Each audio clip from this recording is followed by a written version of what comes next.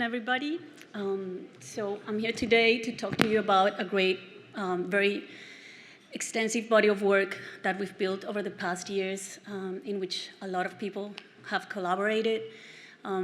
It's projects that are not only the NESP projects, but I'm going to try and tell you today how the two NESP projects, led by Andrew Brooks and by Steve Lewis, have built on the work that we've been doing on understanding bioavailable nutrients from sediment. I'll just move here a little bit.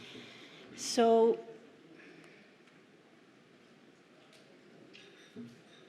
let's see if I can make this move. Oh, yeah. So there are two people that are present here today with us that are not present physically, but are fundamental to all this body of work, and we want to dedicate this work to them. So firstly, I'm going to tell you what we know about nutrients from sediment, and this is work that has been done in other projects on which the NESP work I'm going to present today builds on. So we know that riverine fine sediment can fuel algae production by generating bioavailable nutrients.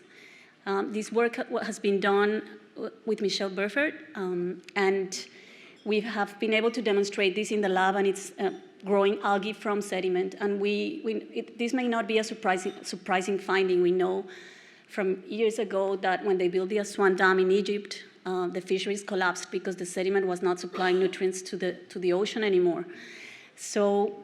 And here you can see a very nice image from Zoe's and Steve's work, in which they have seen this in marine plumes. Algae is growing around the sediment, and it's feeding from the sediment.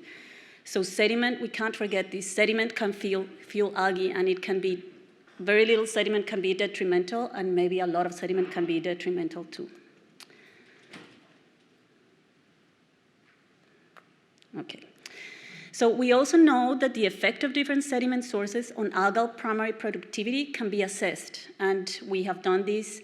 We have developed indicator equations as part of the work with Michelle, but we also developed an algal bioassay that can measure the effect of different sediments on algal growth. So here you can see we took sediments from different soil types in catchments. We did a bioassay in which we grew algae in dialysis bags from fine sediment in suspension, and we measure algae activity in different ways, and we managed to generate equations that predicted the effect of different sediment types on algae growth. So we know that we can measure or test any sediment and assess its impact. We can do it directly by using bioassays, or we can apply equations and predict the impact of a specific sediment type. You can find that work published. It's work with Hannah Franklin and Michelle Burford and many others. So we also know that the magnitude of the DIN generation, and DIN as a measure of bioavailable nutrients, because there are other sources of other fractions of bioavailable nutrients, but DIN is the immediately bioavailable one, depends on different factors. And we know it depends on soil type, and it also depends on the source of erosion. So sediments so we know, for example, sediments coming from surface soils have a very different effect on DIN generation from sediment coming from subsurface erosion. And different soil types would have a different effect on DIN generation too.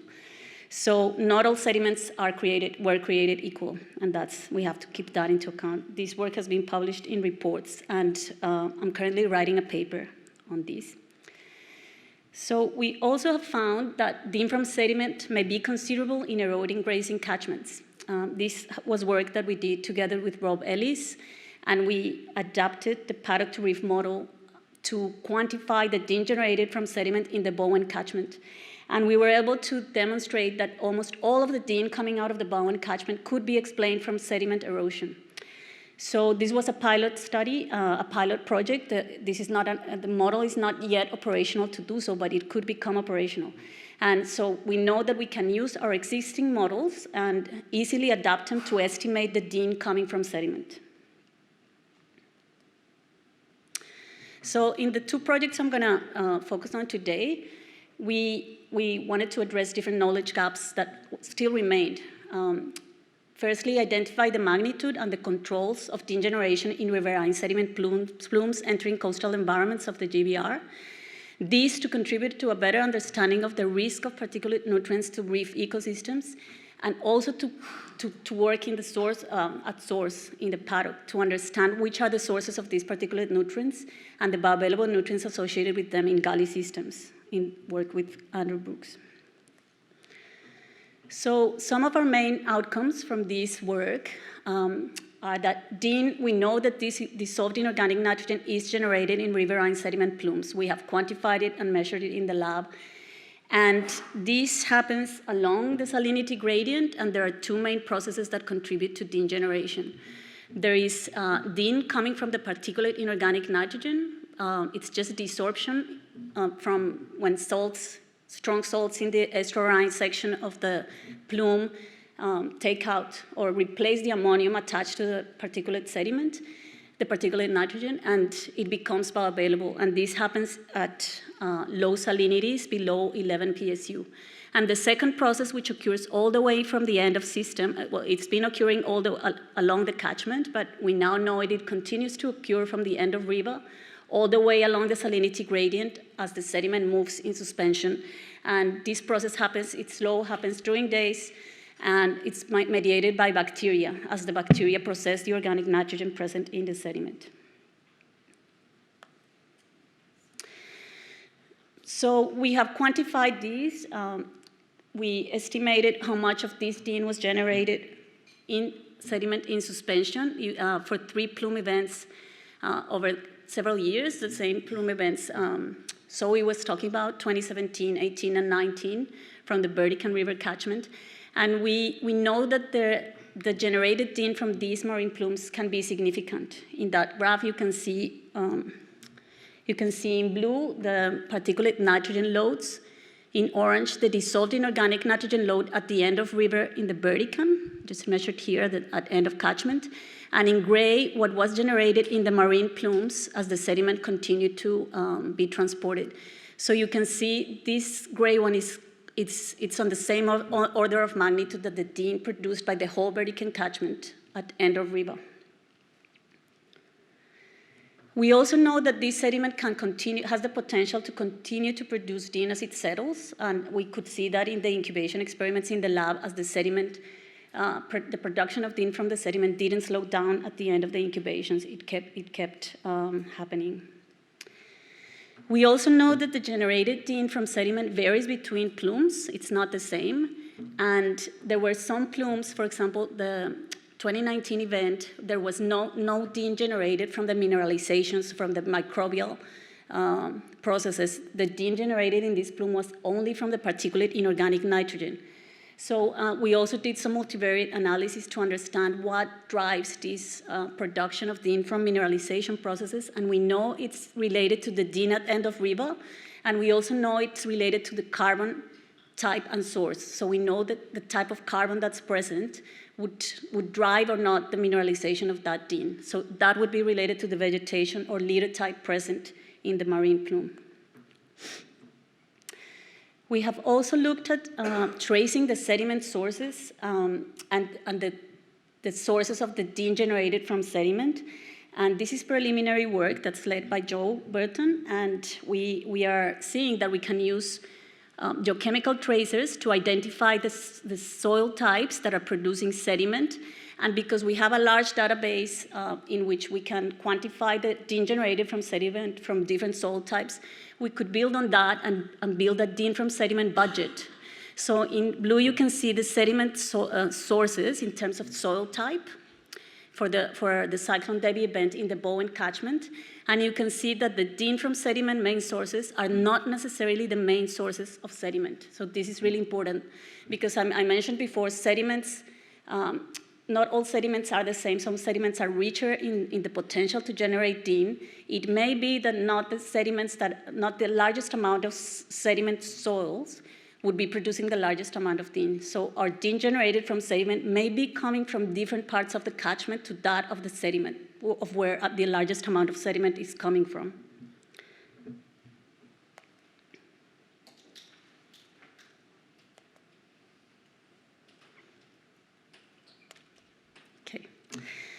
So what is the impact, or I want to call it vision that comes from all these findings? Well, I would like you to try to imagine how we can use all this knowledge. I think the only way we can ascertain the full impact of gully remediation is if we consider this additional dimension of sediment. Sediment is not just sediment, it has nutrients in it. So if we really want to build on, realize this full impact of gully remediation, we need to look, and to achieve water quality targets, we need to include DIN from sediment. So I think we can prioritize gully remediation by adding this dimension and DIN from sediment. And for example, in the Bowen catchment, we have a large database of DIN generation from sediment that we can build on. So I can imagine Andrew's prioritization maps for the Bowen with this added dimension. And it may be that we find that the sediment looks so large that the same sediments are targeted, but it may be that in some cases, different sediments would be targeted, or gullies would be targeted, depending on how rich they are in DIN generation. We can also progress the interoperability of the paddock to reef models to account for this source of nutrients. At this time in grazing catchments, we are not accounting for DIN reductions associated with sediment reductions because the models are not quantifying this. So if we address these and use the models to quantify this, we can measure how the reductions in DIN generation in grazing catchments too as we rehabilitate gullies.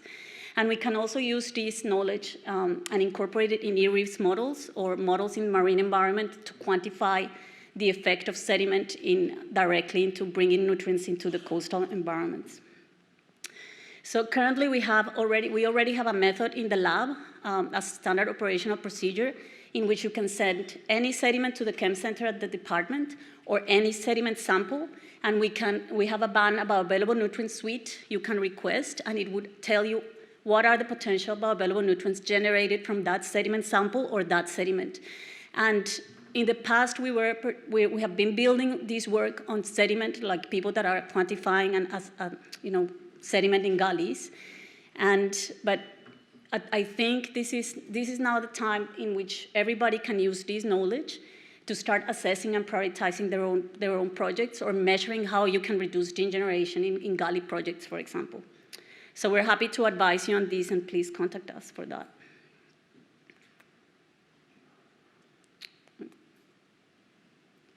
Sometimes, too much.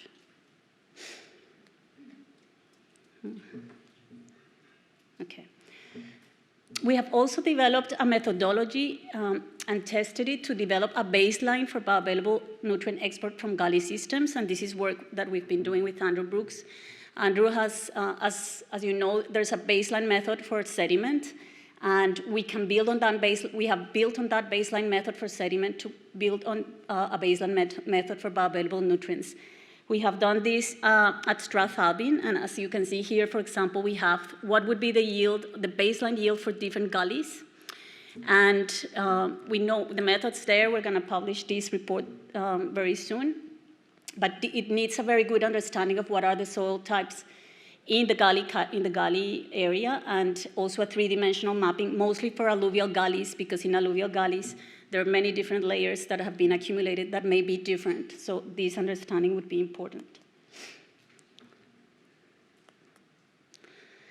We've also found in the work with Andrew that the use of gully amendments as part of gully remediation is increasing the export of bioavailable nutrients for some gully treatments. So although we've seen very good reductions in particulate nitrogen of the likes of 90%, we've seen that the bioavailable nutrients coming out of these systems have been increasing significantly. For example, at Strathalbyn, this is data mostly from Strathalbyn. And we would like to understand where are these nutrients coming from, and we believe it is from the different amendments being used. So there's an ongoing project with Greening Australia and Griffith University in which we're looking at which are the sources of these bioavailable nutrients in the gullies, and we are assessing which of the amendments are producing this increased bioavailable nutrient load. So from this work, what is the vision or impact? I would like to think that we can get closer, and we're working towards this, to develop a stacked sediment and DIN reef credit method in grazing catchments. So to be able to account and recognize the reductions, the DIN reductions when we do sediment reductions in gullies. We believe that continuing to monitor, as Scott has mentioned and Rebecca, it's really important. Continue to monitor nutrients at gully remediation sites to validate towards method validation for the baseline and also for the Reef credit method. I can also see we are able to select soil amendments and vegetation type in the future. So with the new knowledge that we're trying to build with the projects that are ongoing with GBRF, we're trying to figure out which are the best amendments to use that would not increase our bioavailable nutrient export or would be more effective at both restoring soil but not causing increases. But also what vegetation types to use. So some of our work has shown that veg is really important in changing how much is DIN generated, how much DIN is generated from sediment. And I hope that our work at some point would give us more insight into what what vegetation types to use as part of gully rehab. We also monitor, ideally we would also monitor DIN from sediment at end of catchments towards model validation. And that is if we progress the models to interoperability to account for this source of nutrients.